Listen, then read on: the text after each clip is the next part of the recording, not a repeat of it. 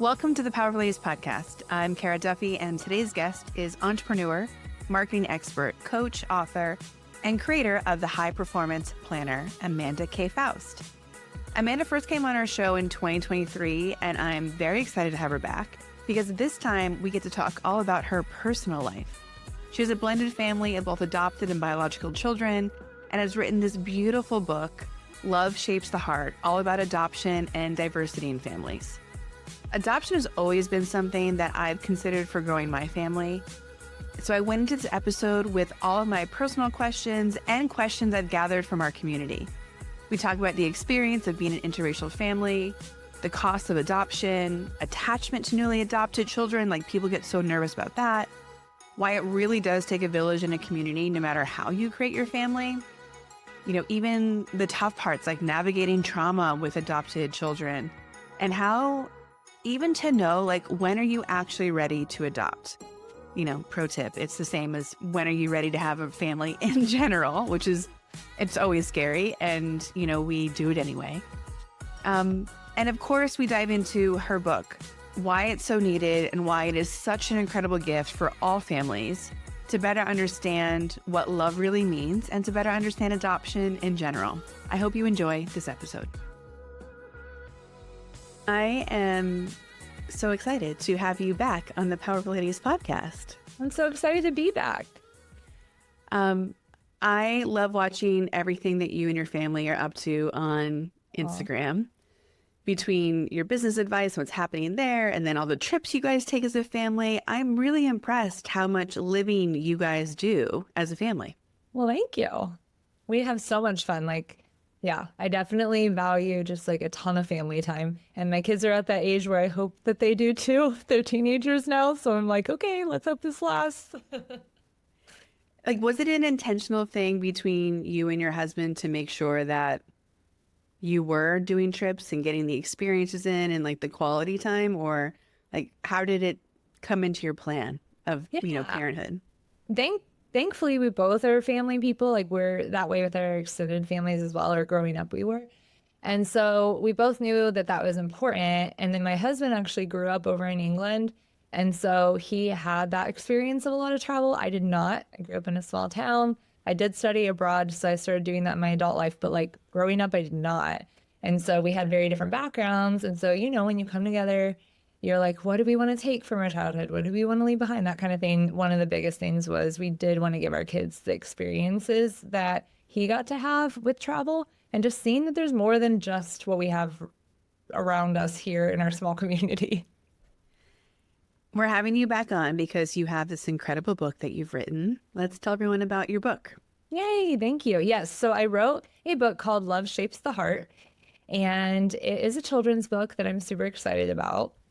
And I actually wrote it back in 2017 in a scrapbook for my daughter. I hand wrote it, and I put together the illustrations. And the reason behind why I did that was because we had adopted our daughter from Democratic Republic of the Congo, and she was coming, from another country, and it was a transracial adoption. It was a lot of different things that, I wasn't used to. I wasn't used to explaining, but I was ready for. And one of the most important things for me was that not only did she have an understanding of her world and what adoption means, but that as she grew up, I would be able to explain it to her peers and to other people, because I never wanted to put that pressure on her to kind of have to explain her family and the differences that we have. And I wanted her to have a resource, even from a young age. And so I created something that just we had as a family, and she would read and she loved. And then later we ended up having 2 more children through adoption, and they ended up loving the book too. And so I ended up publishing it in 2019 for the first time. I had no idea what I was doing.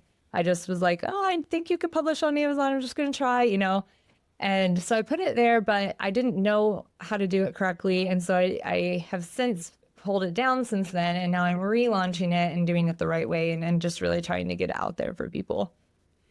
I have so many questions about this because I've been fascinated about adopting, and I'm super open to how a family comes together. And there are so many kids who need loving, safe homes in this world. Mhm. There's crazy statistics like over 350,000 kids in foster care in the US, let alone children who need support in other countries. How did you guys end up on an adoption journey to begin with? Yeah, great question. So that was another thing, like coming into my marriage, that I expressed to my husband that I knew that if I had a biological child too, great, but I didn't, that wasn't my heart. I was just kind of like, I just want to give a family to those who don't have a family, you know? And so I made sure he was on board with that pretty early on. Like, how do you feel about growing our family through adoption? And maybe that's our only path. Maybe, like I said, we have a biological, I don't know. But he was very much like neutral, to be honest. He wasn't really for it and he wasn't against it. He was just like, oh, I honestly haven't really thought about that, but I'm open to it. And so that was enough for me for him to be open to it. And little did he know, only like a year into our marriage was I like, okay, we're ready. And he's, you mean like it's been a year? And I'm like, I don't know. I just feel like we were going to do international at first, and that can take a long time. Like some international places can take years. And so I'm like, we got to get the paperwork in. We got to do these steps so that when we do want to have a child, we're ready. And so, to make a long story short, we ended up choosing Democratic Republic of the Congo because we were highly involved in Exodus Refugee, which is near where we live.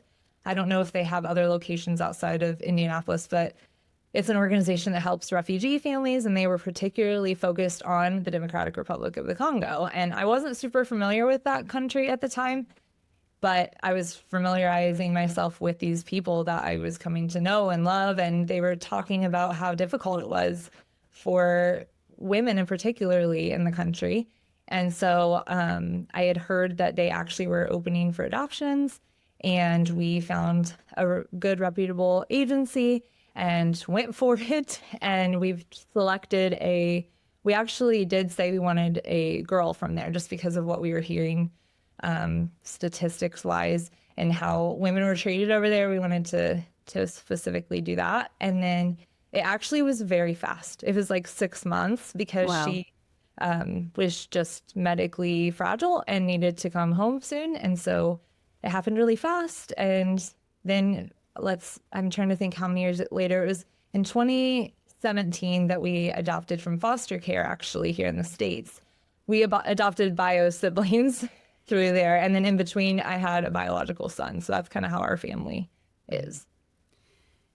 You know, having an interracial family in the middle of Indiana, Yes. are you often asked about it? Is it something that comes up often? Like, are you explaining yourself like at school functions, like, no, yes, I am their mom? Like, how much are you managing it? And I don't want to pick on Indiana because I do think it'd be anywhere in the US that this would still come up.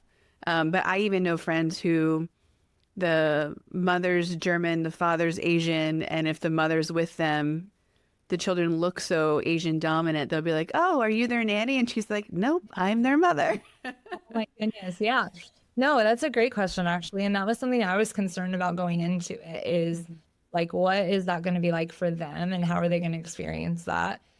A couple of things that come to mind when you ask that. Number one is we have very open communication about it. Like, I don't try to hide the fact that they are in a small town, Indiana, and that that's going to be difficult. And we talk about it. And now that they're older, especially, and I know that the best way I can say it is like, yes, there have been questions for sure. And yes, there have been things we've had to navigate that I wish we didn't. But there's been so much more good than bad that it's been completely worth it. And to your point, I feel like there are other areas really anywhere in the world where that kind of thing happens. And that's one of the biggest reasons why I wanted this resource is because I found that when you can educate people and give them the resources without putting that burden on the kids themselves, it really helps them be able to see things from a different point of view. And since then, like we have been able to just really have nothing but support from the community, to be honest. What has surprised you that's been easier and harder as an adoptive parent? I haven't thought about that question. That's a good question too. I wish I could think of things that were easy. It I'm like, okay, what's an easy? I mean, well, actually, I just did, as I said that. I would say attachment has been easy for me. I know that that's a fear of a lot of people of, well, if I'm adopting another child that doesn't come from my body, how will I attach? How will I feel that connection? And, there were times before they were home that I worried about that. Like, what if it's not natural or what if it's uncomfortable? And I know that that happens. So I don't want to dismiss that because people have experienced that. But for me, it was easier than I thought. I just immediately was able to see them as my kids and haven't that hasn't stopped since. And thankfully, that same experience was that way for my husband. For the hard, I would say, I mean, honestly, just navigating through the trauma that they carry, which is not their fault at all, and trying to like hold both of that of like, this is a real thing that needs to be dealt with, but also like this isn't their fault and nothing that they asked for. They didn't ask for this. And obviously their stories are their own, but just the pain of watching that has been a lot harder than I thought.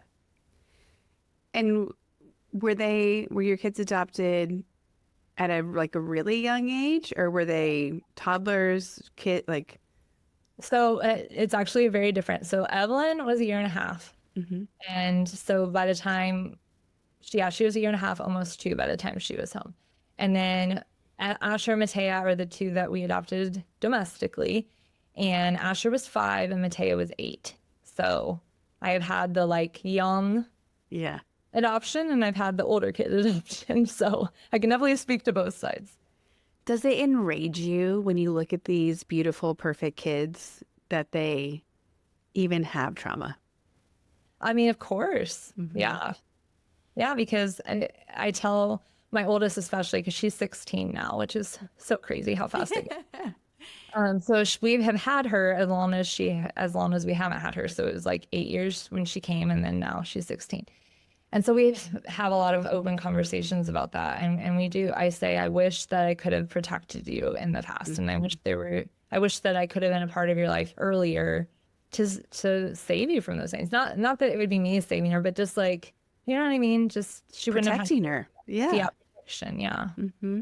So I'm involved in CASA, the Court Appointed Special Advocates. Oh, yeah, wonderful. And I'm not a CASA myself, but I do a lot of the fundraising for some of their charity events, and watching these kids and hearing their stories, and I get the same reaction that like when I watched the movie, I think it was The Maid, where like this have you seen this show at all? No, I don't know if I've seen that. The rough idea is that this young mother was in an abusive relationship. She leaves with her baby and there's no one to help her. And she's caught in this thing of like, okay, I need to get a job, but I need daycare, and I can't have daycare if I don't have a job, and I don't have a permanent place to live yet. And just like the levels of difficulty that we put around people who are genuinely like innocent and or asking for help because they're doing the work, and how hard we make it to like escape from situations they don't want to be in. And whether it's kids or adults who have, gotten into a bad place. I mean, for crying out loud, I can't even handle watching like videos about dogs or babies that need help. And so it makes me so furious that I just believe that people are good as a foundational point. And I wish that we were helping these kids and our neighbors at a greater level, because why wouldn't we? Like the second you meet someone, you're like, of course I'll help you. Like I was watching that show I think it was on Netflix, screaming like, come to my house. Like I have a guest room. No, it was just, it enrages me, like the level of difficulty that we put in front of people sometimes, especially kids. Yeah. Yeah. And I do kind of reference that a little bit in my book. I don't know how much detail you want me to share about it, but it makes me think of like what you just said. If you're okay. Go for it. Okay. So without giving too much away, because obviously I don't want to give the whole premise of the book away. The story is about this little triangle that's named Posy, and she is visiting, trying to look for a family. And there's different shapes that she's visiting. And I talk about how shapes are sorted according to how they look often, right? Like it's like squares are with squares, rectangles with rectangles, all of that. And she doesn't have a place among the triangles. And so it's about her journey of finding home. And I don't want to give the end away, but along her journey, going along with what you're saying, there is, I try to make reference, the different shapes kind of symbolize what I see in different people's decisions, either not to adopt or to reject or to not help or to place obstacles, like you're saying, in front of people that don't deserve that.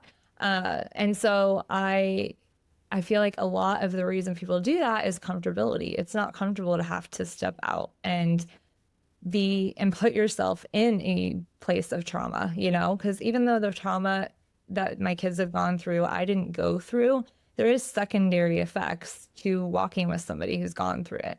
But it's like they didn't ask for the life that they had. So who am I to say that I'm not willing to step out of where I'm at and be involved in the life that, you know, they do deserve. And so I'm just trying to kind of share that in a very kid-friendly way in a book of just, here are the reasons why some shapes like to stay sorted and don't want to intermingle. But here's the beauty that can happen when we do intermingle with each other. And that's what the end ends up showing. So what are some examples of moments when you have realized that your kids are thriving? Yes. I mean, honestly, right now, like we're in such a fun season where I have two that just turned 13, which, so they're teenagers, but they're still in middle school. And, you know, they're figuring themselves out and all that and loving the idea that they can say they're a teen now. And then my oldest is 16 and she is like living her best life. She is just, her thing's music, and she got into the top choir at her school, which she's always dreamed about.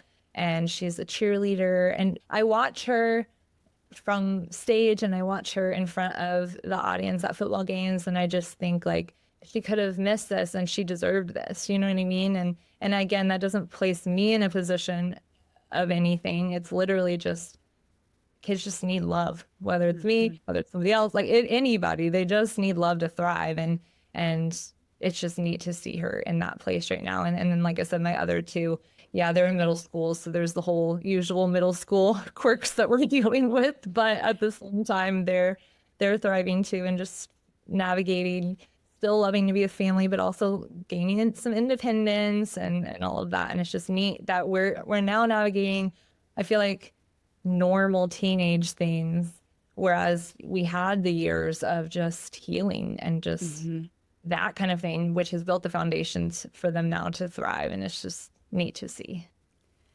How has integrating your biological son into the whole mix, has it been seamless? Has it have the your other kids like loved seeing that whole process or the parts they saw? Like how did that blend happen? Yeah, thanks for asking about that, because he's an important part of the equation too. And so he is my youngest, but he actually was our second. So we adopted him internationally. Then I got pregnant with him right away. And then Asher Matea came later.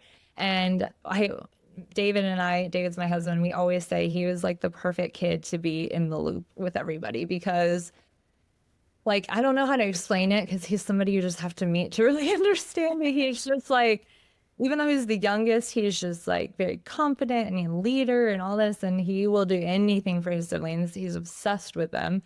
And it was just, he was meant to be in this family, and they love him as well. And, you know, there are times he's even had to be educated with certain things that maybe he's repeated that he's heard, or that he's just maybe asks innocent questions because he doesn't know. But for the most part, it's just been pretty seamless, and they all love each other so much. It's so interesting to see how in a family dynamic like that, where the birth order is a little out of whack, right? Like how that impacts personalities who, you know, from a birth order perspective, because he was your second child, but now he's also the youngest. Like I'm so curious, like what tendencies, right, come out of that Yeah. scenario. Because Well, it's interesting too because when we were on pursuit of starting our second adoption, because even though there's two of them, it was all one adoption because they were bio siblings. So when we were doing that, we were actually told very negative things along the way from experts who were saying, you know, you should never adopt out of birth order. You should never adopt a sibling group. You should never adopt older kids right after having just like we were doing all the things that they were saying not to. And to be like very clear, I was not trying to do the things they were saying not to. I just was already on that path and we were being told all these warnings. And there were times I was just like, so I have a strong faith and I knew that God wanted me to do this. So there were so many times I was like, okay, I just have to lean on that because all these people are telling me very different things. And I feel good when I'm aligned with what I think God wants me to do, but I'm feeling pretty bad when I'm having these sidebar conversations. And I'm so glad, obviously, I didn't listen. But I wanted to say that because people do ask about that. Like, well, why did you do birth order? Or why did you adopt older? Or why did you do two? And it's like, because sometimes siblings can be separated, and that's like heartbreaking to me.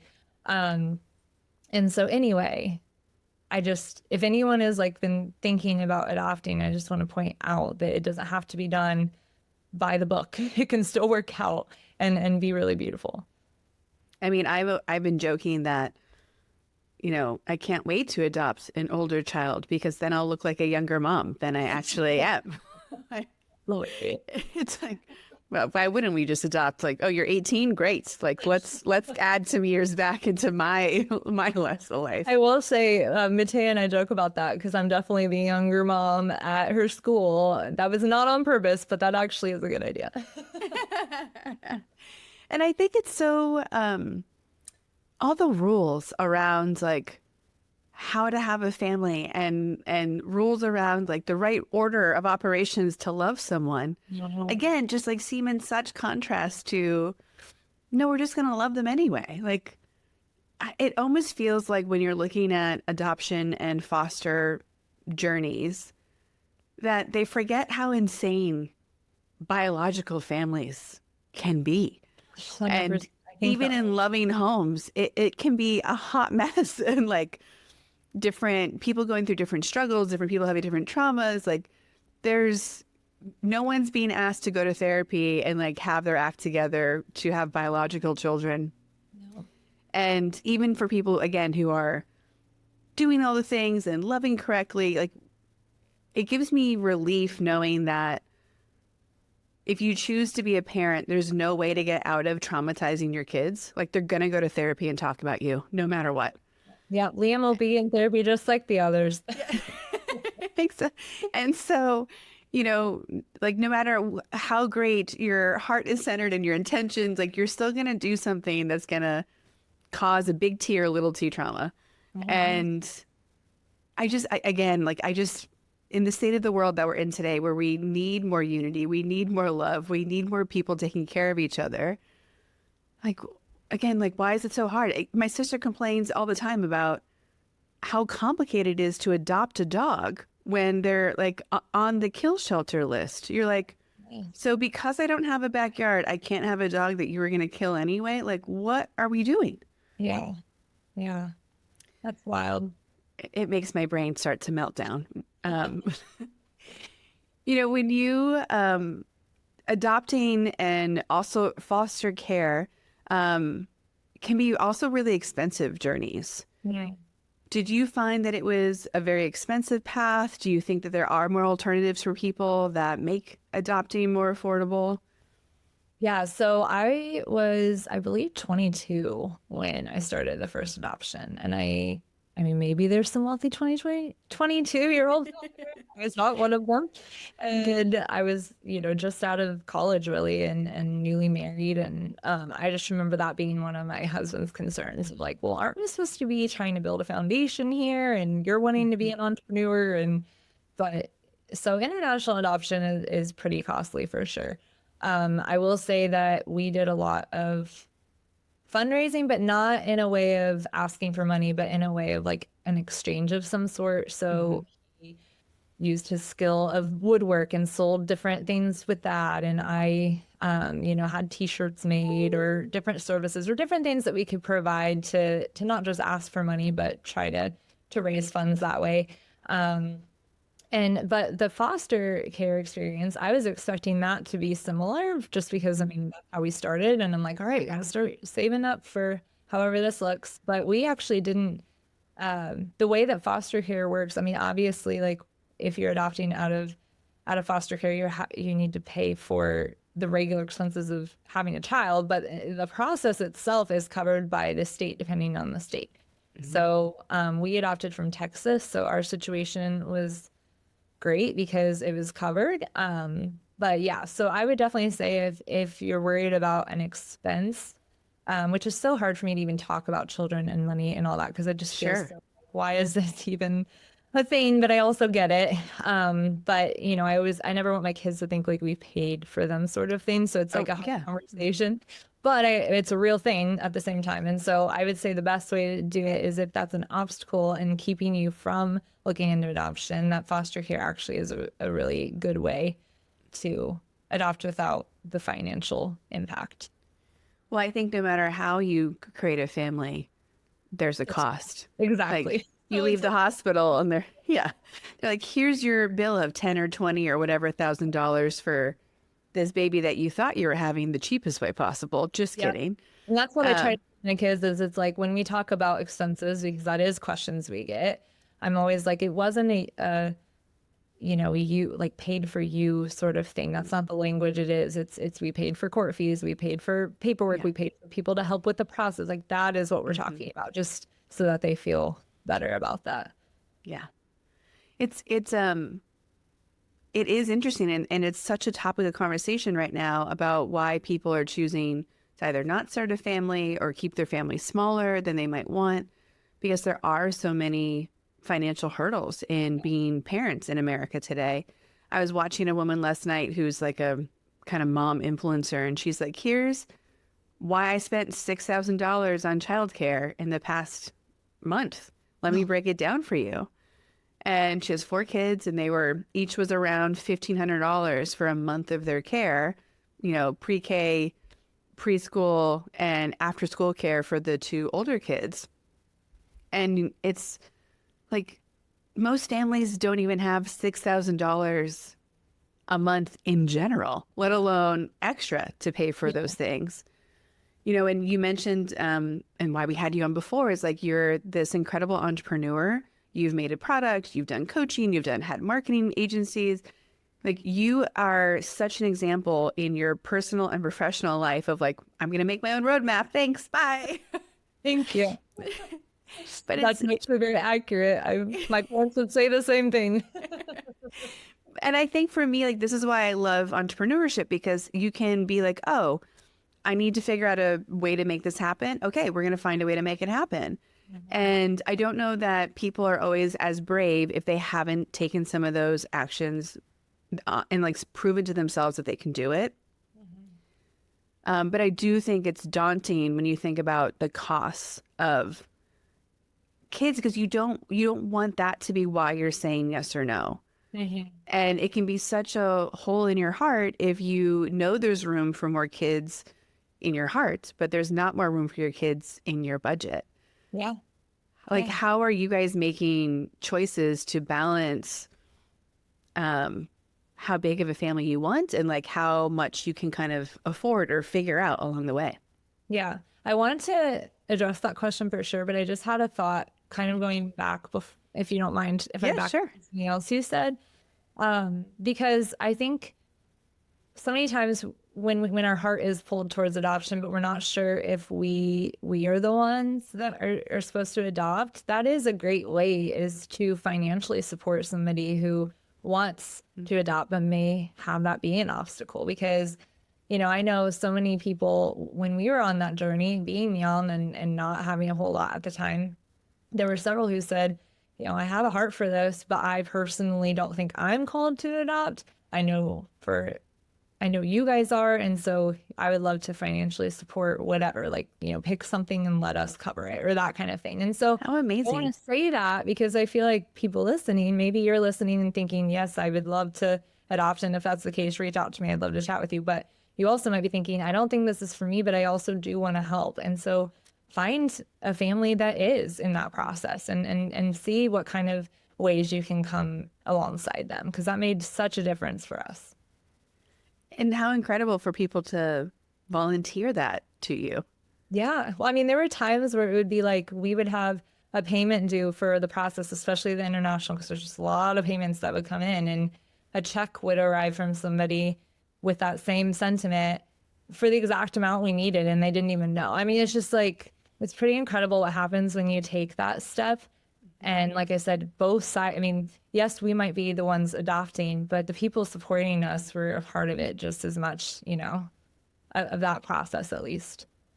Well, and I think this is so true for any time that we lean into knowing what we should be doing and we're really listening and we're going for it and not always knowing how it's going to happen. We're like, okay, I don't know what this road looks like, but we're saying yes. And you hear these stories over and over again when people start a business, when people decide that they need to move, when people decide they need to leave a situation that was really hard for them to do. Now this story of like the adoption journey, there is so, like, I'm getting chills, like thinking about this, that there's so much power in choosing what you know you're supposed to do and then allowing the community and the village to support you along the way. Yeah. Like, we don't do anything by ourselves. No. Like, I want to think that, but we don't, and we shouldn't. no, it's so much. Like, I am someone who I like, I don't usually cry because I'm sad. I will cry because I am so moved at humanity and possibilities and hope. Like, there's it's just, you get cracked open when you actually allow people to contribute to you. Yeah. And yeah, there's Rachel Dratch has a podcast called Woo Woo with Rachel Dratch. She's like an ex SNL comedian. Oh, neat. And I want to go on her podcast simply because I want to talk about all of these miracles that have shown up every time someone has said yes to what they know they're supposed to be doing. Like, time and time again, women on this podcast have talked about, I took the leap of faith and look at what showed up. And I'm like, this cannot be. And enough, like, we have too much data to show that this is not a statistical fluke of how this works. And I don't know, like, how do we back that into being brave and being courageous? Like, how has your level of courage shifted in this process? Oh my goodness, so much. I mean, that probably, now that you say that, because you kind of recapped to me some, like, you've done this and this, which was so kind to share that with me. But hearing that mirrored back, I mean, honestly, like, it probably did start with just being able to take that leap of faith with Evelyn at such a young age. And, it's too long of a story to share, but honestly, like, just bringing her home and the process was traumatic in itself, not anything to do with her, just the whole process, and things I had to overcome at such a young age, that by the time I got to starting businesses, I'm like, yeah, I'll figure it out. It'll be fine. Like, let's say it doesn't work out. Oh, well, it's not going to be as bad, So it is true. Like, when you step into these unknowns and you conquer it, it's like, oh, you can do a lot of things. You can do a lot of hard things. So it definitely boosts confidence. I don't know if you've listened to our episode with Jemmy Bertrand and her adoption story. No, but I want to know. She is such a powerhouse. She's originally from Spain, lives in California now, and adopted her daughter, I believe, from Haiti. Okay. And I don't remember if she had her biological son before. I think it was before she adopted. She's like, I knew there was a daughter out there for me and I needed to find her. But the story is bananas. And I had no idea that this is what we were going to talk about when she came on, because she has this incredible like neuro brain institute that she works with. And why she got to that is her adoption story. I won't reveal all of it because it's like so powerful to hear her tell it. But essentially, she had to escape with her daughter out of a coup in Haiti. Wow. Like, I've never, it is by far the most shocking bomb drop that like I've had in a podcast recording where I'm like, wait, what? And the podcast went a completely different direction as a result. But when you talk about like what people will do when you know, like, no, that's my kid. We like, so I'm like, I okay, mean, yeah, I should connect with her because mine was very similar in the fact that the country had closed down and we weren't supposed to leave. And so I got stuck over there. yeah, And until by the grace of God, he did allow us to leave, but it was 3 months and through a really scary situation. So, yes. yeah, yeah. And I don't want that to be a discouraging thing. That's not the norm. I have two guests saying this about international love. This is not the norm. But I mean, yeah, I also know friends of friends that have adopted both of their daughters from the Ukraine. And the second daughter was adopted, like they were in Ukraine when they got invaded. And they had to escape Ukraine with like all the other Ukrainians in the same way, like from the Russian invasion. And so again, I also prefacing that majority of adoptions do not involve yeah, it doesn't wars and also coups and that also just speaks to how needed it is though. Like to us, that's traumatic. To these children, that's their life. That's their yeah. norm. And it shouldn't be. And so, yeah, I think that's really what it is it's like, yeah, that may not be a situation you want to enter in, and it could sound scary hearing that, but at the same time, all the more reason to adopt and make sure these kids are safe. I had a powerful conversation series episode a couple of episodes back, and we had women from different NGOs around the world: Kenya, Tanzania, Syria, Burma. I'm missing one. I apologize. And all of these women one of them even said, oh, if we get bombed while we're recording, I'll just jump back on Zoom. Wow. I was like, or not. Like, that sounds way more important than this dumb podcast that we're recording. And It really puts things in perspective, doesn't it? oh, well, and it was so empowering to hear what these women were dealing with on a regular basis and how one of them started working with kids and they had to get into education and then farming to feed the kids. And you realize when you care about something, the ecosystem starts to show up that you also have to take care of. And it was empowering for me because all of these women have gone through different governments, different leaders, different rights, different rules, different access to funding and hope and possibilities and things taken away. And it was just it was eye-opening and such a refreshing reminder because even when you've traveled a lot, as an American, you normally are like, there's a safety net to go back to where you know that things have stability. Yeah. And things have not felt that way in the past year. And hearing these women be like, oh yeah, like it doesn't really matter. We just keep going forward. We keep doing our work. We keep doing the thing. And you're just going like, oh my gosh, like what? We are such babies. We are so privileged. And it kind of centered me that it's such a reminder that all the outside activity, forces, influence, whatever it is, we tend to not that it's not important to speak up and stand up for things that you believe in. And we still we have our own bubble that we get to design and create and keep doing all the things that we know to do despite whatever's happening around us. And these women were such examples of that. When I asked them how powerful they are, they're like 10, 20, 100. I'm like, great. Like you women are so inspiring. So much. Mm-hmm. So we skipped over the financial parts. When I come back to that, because I know a lot of people. Traction. No, it's okay. We got excited. But a lot of people will want to know, even just knowing in general, how much does your budget increase when you have a kid? There's no concept of how many diapers you're gonna have to buy or groceries or school fees and sports. It adds up so quickly. Yeah. So I'm like, how are you guys managing that or thinking about it when it comes to your family financial goals and saying yes to all the things the kids just want, let alone need? Yeah, I would say, I mean, because I just think this is just having kids in general, not even really Yeah. an adoption thing. We've especially noticed it now that they're getting older. My husband and I have had many conversations of, okay, what boundaries are we going to set at this point? Mhm. Because, actually, I just had a conversation with my oldest a couple days ago because so gifts are her way of showing love. She loves to give gifts. And I mean, she likes receiving them too, but she does like to give them. And I was noticing this pattern of her coming home and saying, I need a gift for this person and this person, like for cheer or for choir or for this and that.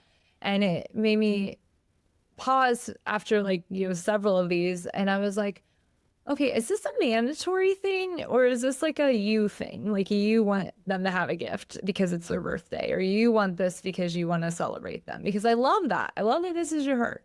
But I would think we need to draw a line in the sand that if it's a mandatory thing, like we've put you in the activity and there's a mandatory expense if that's the activity, we will cover that.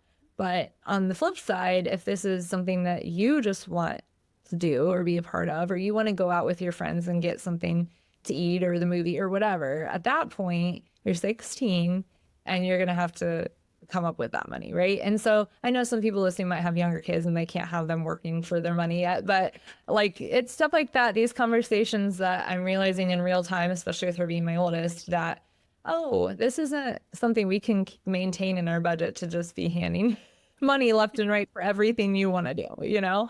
So I think that's where we're at is like, um, we've always kind of been that way too. Like, here's our kid budget, and this is like a budget line item of kids, and then that's what we have. And so that's why they're only in one sport each season instead of multiple activities. That's why we have to say no sometimes to certain things so that we can say yes to like some of their favorite things that they do. So yeah, it's costly, but it also really helps being really open and having those conversations with them and explaining to them like, hey, our gift budget is X amount and we have spent double that this month. Let's have a conversation. Well, I don't know if that answers your question, but that's one example. No, I think it does. Like, I remember my parents being very open. At least it occurred to me that they were very open as a kid about what money we had and didn't have and where I had to go. And I Mhm. really appreciated that they were sharing that information with me, even if they were, kidifying the message I was getting. But I also, having lived in Europe, and when I was living in Europe, a lot of that time I was working on kids' products. So I was reading like parent magazines and other stuff all around that industry. And the European approach to being parents and raising kids is so different than the US in the sense of kids are supposed to be bored and they don't need to be scheduled all the time. I was gonna say, And David had a lot more freedom growing up with being, yes, yeah, raised in England. yeah. And just the idea that like they don't need all this stuff. Mhm. And it's kind of like what is a cat's favorite toy? A box. What is a kid's favorite toy? A box. Like, we overcomplicate it so quickly here in the US, and it has to be 45 sports. And if they aren't doing all the tutoring, they're not going to make it into college. You're like, hold on. Like, there's some people who are talking about backlash of the overcommitting and the over stimulating and filling up of kids where they need time to be creative and get bored. And Yeah. the boredom also leads to be able to manage your attention and expectations and all these other things. And so I think it's a really interesting pivot point of parenting in the US, especially when so many more dads are involved than generations past. And there's so much more emotional intelligence getting layered on. Yeah. I'm very curious what is it, like Gen Alpha, Gen Beta? I don't even know what they're I don't called know them anymore. anymore. Let's back up for Gen Z. Yeah. But I'm very curious, like what the current under 18 generations are going to look like Yeah. because of the information and resources and presence that parents have that have never occurred in prior generations at this level. Absolutely. And to speak to that, like one thing that was surprising about all that we went through with the early years of having them, like their younger years, we did do, like I said, a lot of therapy and a lot of different things to help them heal. But through that, it actually formed my parenting because I would learn so much through just like reading and educating myself and all that and studying the brain. I would learn how important it was for them to not be in front of a screen all the time or to not be entertained all the time or to be involved in everything, and how important to attachment it is to literally just be together and like doing basic things, parallel play, all these different things, instead of just, signing them up for something and getting them out of your hair sort of thing. Like that wasn't an option for us. We needed to bond, we needed to attach, and we needed to heal. But through that, we were able to build like such a solid foundation of like really good habits for them because, my daughter's 16 now, so she does have a phone, but it's like very limited and she hardly even like cares because she wasn't raised on it. And like my 13-year-olds still don't really have one. And no judgment if somebody does that. That just doesn't work for our family. But I'm seeing the benefits having had to make these decisions when they were younger has now actually like helped them really blossom into really creative, just like laid back kids, I think it's fascinating that people are putting landlines in. Yeah. And this idea that, it was, you get to monitor who your kids are talking to, and you are forced to overhear their conversations. And there's so many kids who are like so excited about the phone rings and you get to run to it. Meanwhile, like my siblings and I are like pushing each other out of the way to see who can get there first. But I kind of love that there is some of this, forced regression in technology. That's the kids think it's crazy because it's so foreign. And I'm like, wow, you're excited about a attached to the wall long cord phone. Okay, we're gonna go with it. That's really funny. Yeah, simple times, simpler times. Yes. So for everybody who wants to follow you, support you, find your book, gift it to friends, where can they find support and do all those things? Yes. So I would say that if you want to head to Amazon and search for Love Shapes the Heart, that would be the best thing, is to just order the book. Just head straight there and order it. I did want to add that, like I said, this was published very briefly several years back. And so some people have said, well, I got a copy then. But I do want to say that this one has a bonus feature, which I added a video where I dive into kind of like the intentionality behind the book, and basically you can watch it with your family and have a better understanding of the messaging and the meaning behind the book. So I'm really excited about that. But yes, head there and do that. And if you want to get in touch with me, I am mostly over on Instagram at Amanda K, K-A-Y, Foust, F-O-U-S-T. And I'd love to hear what you think if you get the book or want to chat adoption or anything like that. Well, thank you so much for being someone who sees a need and fills it, because that alone is a unique personality trait. I'm so glad that our paths have crossed. You're on for a second time as a podcast guest, and I just continue to just be inspired by all the things that you're doing and how you're making it all work. Yeah, you really are an example of a woman who is choosing what she knows is right for her and being brave and courageous in that process. And all the areas of your life that, again, I'm observing from our conversations and Instagram, but you're making business work, you're making family work, you're making all the layers of both of those things work. And it's like, okay, like, look, she's making it look easy. We know it's not, but it doesn't have to be as complicated and scary as we think it is on either side. Yes. Well, thank you so much for saying that. And I just want to also say, first of all, I just love that I'm back because I loved it the first time I was here and I was excited. But like even just what you did with hearing that I had this book and saying, hey, I have a platform for this. I want to talk about this. Like that's another example of maybe adoption's in your future. Maybe it's not. I don't know. But you're still helping move that forward by doing something like this and having me on. So I really appreciate it. Thanks for listening to the Powerful Ladies podcast. If you enjoyed this conversation, please subscribe, leave us a review, or share it with a friend. Head to thepowerfulladies.com, where you can find all the links to connect with today's guest, show notes, discover episodes, enjoy bonus content, and more. We'll be back next week with a brand new episode and new amazing guest. Make sure you're following us on Instagram or Substack at Powerful Ladies to get the first preview of next week's episode. You can find me and all my socials at caraduffy.com. This is a Powerful Ladies production produced by Jordan Duffy and Amanda Cass. Until then, I hope you're taking on being powerful in your life. Go be awesome and up to something you love.